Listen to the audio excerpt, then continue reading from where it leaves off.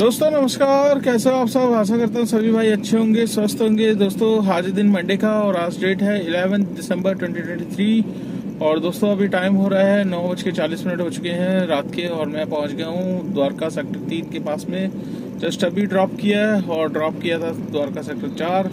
Pickup ये लेकर आया था मैं नोएडा से, सेक्टर 62 साइड से, और 62 से सीधा द्वारका की लोकेशन लगी हुई थी, तो एकदम डायरेक्ट मेरे पास लोकेशन की राइट आ गई। तो ये ड्रॉप किया मैंने 1 घंटे 20 मिनट में। तो दोस्तों आज मॉर्निंग में मतलब निकला था बहुत बढ़िया मूड से। आज मॉर्निंग में करीब 6:15 निकल गया था।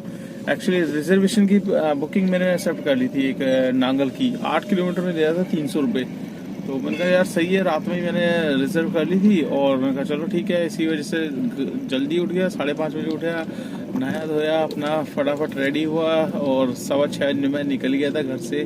तो दोस्तों आज एक दिक्कत यही होगी कि आज का दिन मेरे लिए ख़राब हो गया। ख़राब इसलिए हुआ कि ना ही वो रिजर्वेशन की बुकिंग मेरे को मिली, और ना मिलने का कारण मैं आपको बताता हूँ क्या हुआ। कि रास्ते में मटियाला रोड पे था, गाड़ी होगी पंचर। और पंचर किस में हुआ? जिस टायर में ट्यूब डली हुई थी उसी में। और उसमें दिक्कत ये हो गई, मेरे को थोड़े मतलब 200-300 मीटर आगे जाके पता चला कि हाँ गाड़ी में कुछ आवाज़ आ रही है गड़गड़ की। तो मैंने देखा तो पंचर हो गई थी। तो मैं समझ गया था अब ये ट्यूब तो इसने, मतलब पंचर में अगर आपने चला दी ट्यूब डली हुई है तो वो फिर आपकी ट्यूब खराब हो गई। अगर तुरंत आपको पता लग जाता है तो पंचर है तो आप रोक लो तो आपकी ट्यूब बच जाएगी, अदरवाइज नहीं बचेगी। तो दोस्तों वहीं पे 100 मीटर कस्टमर की लोकेशन थी, और 100 मीटर पे कस्टमर खड़ा था, और मैं जहाँ गाड़ी पंचर होगी। तो गाड़ी पंचर हुई, और दिक्कत ये हुई कि स्टेपनी जो थी, स्टेपनी भी उसकी हवा वगैरह सब निकली पड़ी हुई थी। तो बिल्कुल भी चांस मिला ही नहीं, और राइडर ऑलरेडी लेट हो रही थी, उसका फ़ोन आ रहा था मेरे पास। तो मैंने फिर अनफॉर्चुनेटली उसको कैंसिल किया। मैंने कहा यार मेरी वजह से दूसरा राइडर को परेशान नहीं होना चाहिए, और एयरपोर्ट या स्टेशन साइड जाना तो आप टाइम की कीमत समझ सकते हो, क्योंकि हर चीज़ टाइम पे डिपेंड होती है। लोग कैब बुक इसीलिए करते हैं कि टाइमली अपनी डेस्टिनेशन पे पहुंच जाए।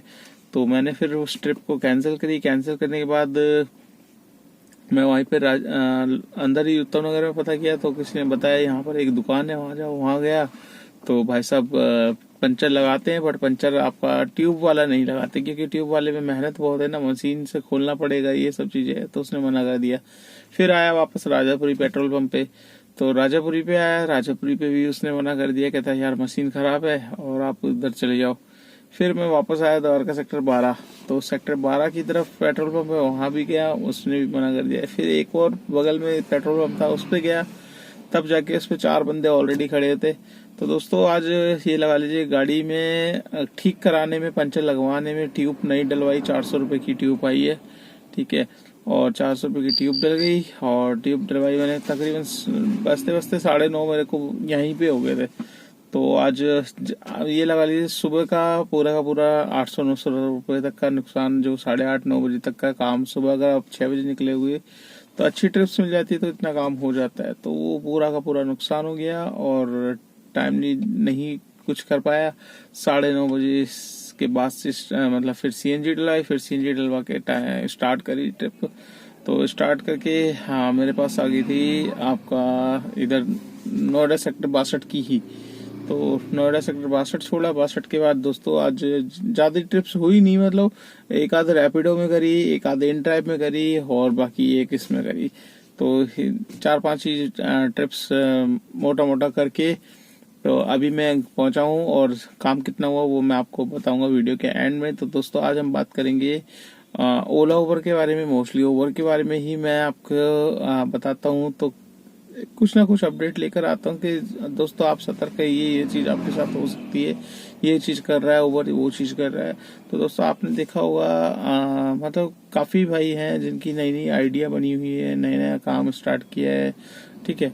और बहुत से एक्सपीरियंस वाले बंदे भी हैं जो पुराने हैं। तो दोस्तों वो अपनी क्या है कि एक गलती ज़रूर कर देते हैं। गलती यही करते हैं, देखिए आपको ये समझ के चलिए कि आप जब इस लाइन में आए हो, तो एक छोटे से लालच के पीछे आप अपने मतलब काम चौपट मत करो। काम चौपट इन द सेंस दोस्तों मैं कहना चाह रहा हूँ कि काफी भाई है ना मतलब क्या रहे हैं आजकल, कर यही रहे हैं कि जितनी लंबी बुकिंग्स मिल जाती है, ठीक है, उस बुकिंग को ऑफ रोड में कन्वर्ट करवाते हैं राइडर से कि सर मैं आपको ऑफ रोड ले चलूंगा, आप इतना 40-50 रुपए कम दे देना।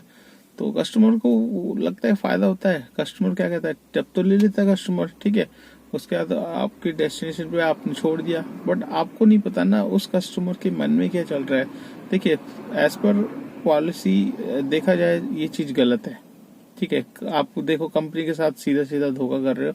मानता हूँ कंपनी की कमीशन ज्यादा है, ठीक है, कमीशन ज्यादा है, और बट आपको आपका किलोमीटर मिल रहा है, ठीक है, उसके लिए हम लीगल तरीके से लड़ सकते हैं, ठीक है, स्ट्राइक वगैरह करके लड़ सकते हैं। हाँ सबको पता है शोषण हो रहा है ड्राइवर का, बट आपको ये भी सोचना है कि आप अगर एक ऐसी गलती कर दोगे जिससे उबर को अगर ये चीज पता चल जाए तो वो आपके आईडी सीधा ब्लैकलिस्ट कर देगा, आपको अपने प्लेटफॉर्म से हटा देगा।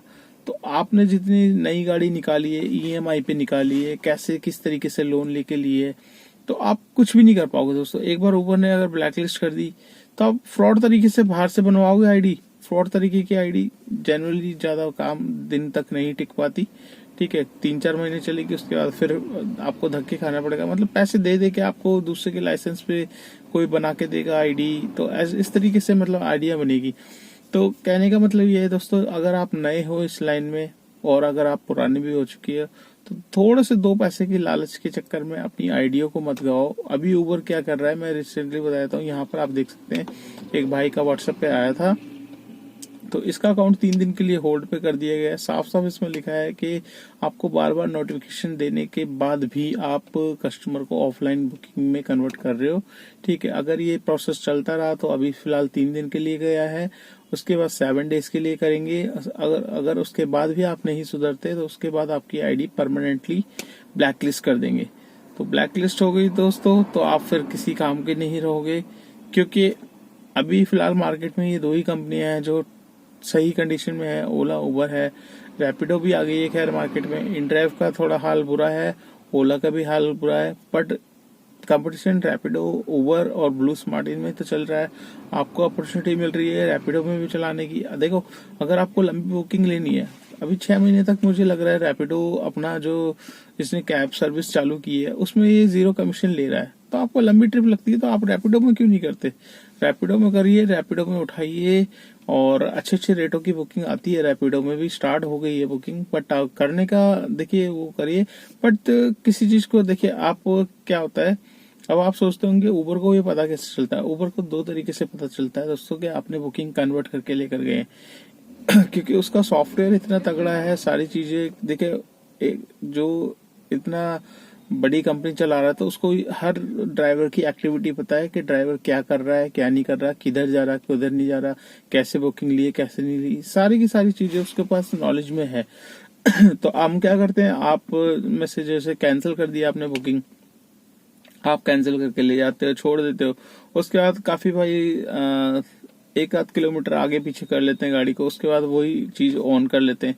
तो दोस्तों कई तरीके से ऊबर पहचान लेता है, ऊबर यही पहचान लेता है कि ये वहां पर इस टाइम पे था और यहाँ पर इस टाइम पे कैसे आ गया, और जो राइडर था उसका भी वो जीपीएस ट्रैक करता है कि ये राइडर आप कैसे पहुंच गया। और सेम उसमें अगर दोनों के जीपीएस ऑन होंगे आपके तो जीपीएस ट्रैक हो सकते हैं। और प्लस देखिए सिंपल सा बड़ा उबर के कस्टमर सपोर्ट से अगर कस्टमर को फोन कर दिया जाए कि सर आपने बुकिंग करी थी, आपने गए क्यों नहीं, आपको कोई ऑफर मिल गया या कुछ है, तो गलती से अगर राइडर, देखिए राइडर झूठ क्यों बोलेगा, राइडर को कोई ज्यादा बेनिफिट थोड़ी ना, राइडर बोलेगा जी आपका ड्राइवर ही मुझे मतलब ऑफर लाइन में इन्वाइट किया उसने, मैं चल दिया, मेरे को डिस्काउंट मिल गया, ऐसे करके बोल दिया, तुरंत वो उबर उस चीज को पकड़ लेगा। तो उस चीज में फिर आपको तुरंत आपकी आईडी को होल्ड पे कर देगा, बंद कर देगा। तो ऐसी गलत काम से देखिए, गलत कोई चीज करते हो तो उसका नतीजा गलत ही होता है दोस्तों। तो इसीलिए मैं आपको आज ये बताने की कोशिश कर रहा हूँ कि आपके अगर नए ड्राइवर हो, इस लाइन में आए हो या पुराने भी हो और ऐसा एक्टिविटीज कर रहे हो, तो प्लीज इस चीज को स्टॉप करिए। आप आपको लंबे टाइम तक काम करना है, आपकी फैमिली पीछे है आपके, अगर आप ऐसी गलती करोगे तो फिर उसका नुकसान आपको भी भुगतना पड़ेगा और साथ साथ आपकी फैमिली के साथ भी होगा, क्योंकि आप इसी से ही कमा रहे, रोजी रोटी आपकी यही है। तो इसके साथ आप छेड़खानी करोगे तो फिर वो चीज गलत हो जाएगी। तो आशा करता हूँ ये जानकारी आपको अच्छी लगी होगी और आज से ही अभी से आप इस चीज को रोक देंगे। ठीक है, कैंसिलेशन करने से कोई फायदा नहीं है, फायदा 50-60 रुपए का कुछ नहीं होता दोस्तों। एक सर्च में बुकिंग अगर मिल गई आपको तो आप अच्छी खासी ले सकते हैं। और प्लस रैपिडो ऑप्शन है आपके में, 0% कमीशन में है, वो चला लो, उसमें आप काम कर लो, तो बात वही हो जाती है। तो दोस्तों आज का मैं काम आपको बता देता हूँ, आज का मेरा काम कितना हुआ, जितना होता है वो उतना मैं दिखा देता हूँ आपको। तो दोस्तों यहाँ पर आप देख सकते हैं उबर में आज काम हुआ है 1031 रुपए का। और आज एक इनड्राइव में राइड करी है मैंने, पहली बुकिंग जो नोएडा गया था 680 के रेट में गया था मैं, 38 किलोमीटर ऐसी कुछ था। और इसमें काट पीट के 60 रुपए कट के डिडक्ट होके मेरे को मिले हैं आपका 620। तो 620 531 आपका हो गया 1150 रुपये, और 1150 ये हो गए, 1000 रुपये उबर के हो गए, 531 नहीं 1031 रुपये इसमें है। और रैपिडो में है 588 रुपये का काम। और एक है इसमें काम, क्या कहते हैं आपका, ये क्या बोल रहा था, इन ड्राइव, तो 620 का इसमें है, 600 1200 रुपये, 1200 और 1000 रुपये का वो है, तो 2100 रुपये आप ये समझ लीजिए। और टोल मेरे को मिले हैं, इसमें से 3 टोल मिले हैं।